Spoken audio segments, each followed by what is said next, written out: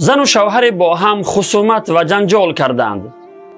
زن خیلی عصبانی شده در حالت خشم و غضب لباسهایش را جمع کرده میخواست در جامدان گذارد و به خانه پدر و مادرش برود.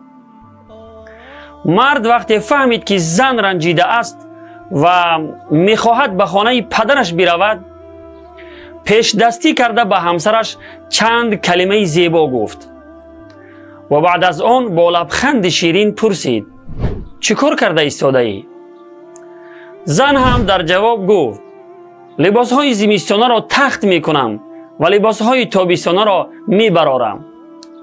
بله، واقعا دل زنها خیلی نازک است که تیز می رنجند، ولی با یک دو سخن نرم و شیرین و لبخند زیبا راضی می شوند و گذشته را فراموش می کنند.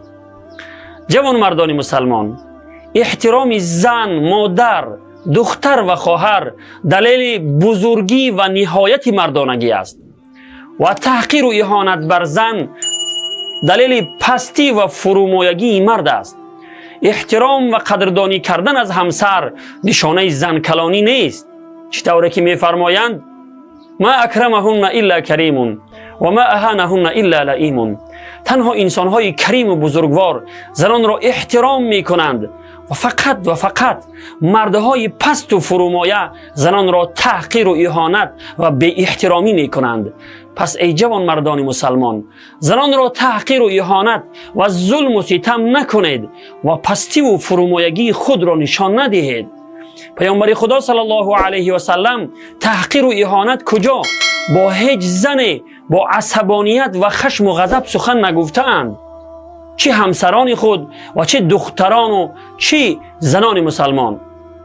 جوان مرد مسلمان، همسرت به سخنان شیرین و لبخند زیبای تو خیلی سخت نیاز دارد. پس از کمبودی های همسرت درگذر و با پیروی از جناب رسول الله صلی الله علیه و سلم با لبخند زیبا و سخنان شیرین و رفتار نیکو دل همسرت را شاد کن و هرگز او را نرنجان. در این کار برایت اجر و ثواب است. و السلام علیکم و رحمت الله و برکاته.